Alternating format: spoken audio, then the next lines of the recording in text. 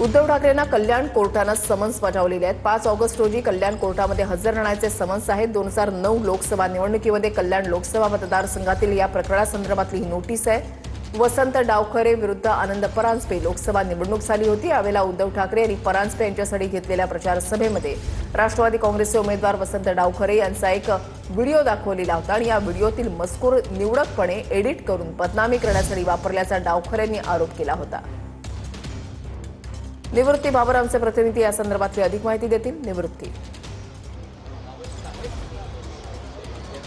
नक्कीच 2009च्या लोकसभा निवडणुकीच्या वेळेस 22 एप्रिल 2009ला एक डोंबिवलीमध्ये सभा झाली होती आणि यामध्ये शिवसेनेचे उमेदवार आनंद परांजपे आणि राष्ट्रवादी काँग्रेसचे उमेदवार वसंत डावखरे अशी त्यांची निवडणूक होती। आणि आनंद परांजपे यांच्यासाठी सभा घेत असताना उद्धव ठाकरे यांनी एक मंचावरती व्हिडिओ दाखवला होता आणि हा व्हिडिओ होता पोलीस प्रशासनाने निवडणूक अधिकाऱ्यांना हाताशी धरून पूर्णपणे वसंतराव डावखरे जे आहे ते निवडणूक लढतायत अशा प्रकारचा व्हिडिओ उद्धव ठाकरे यांनी सभेमध्ये दाखवला होता।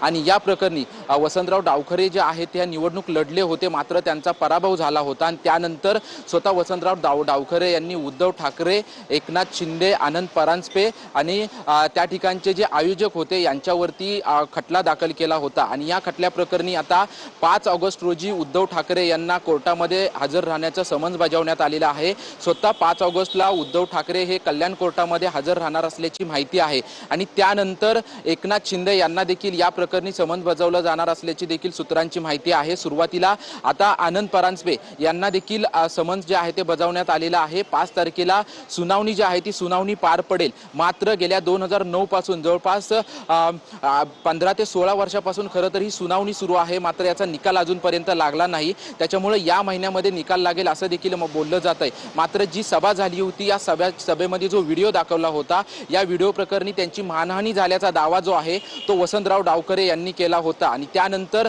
हा जो खटला जो आहे तो वसंतराव डावखरे यांनी दाखल केला होता। 2018 साली वसंतराव डावखरे यांचं निधन झालेलं आहे, मात्र अजून देखील ही केस कल्याण कोर्टामध्ये सुरू आहे आणि त्यामुळे आता उद्धव ठाकरे यांना समन्स बजावण्यात आलेला आहे आणि 5 तारखेला स्वतः उद्धव ठाकरे कोर्टामध्ये हजर राहणार आहेत। धन्यवाद निवृत्ती दिलेल्या सविस्तर माहितीसाठी।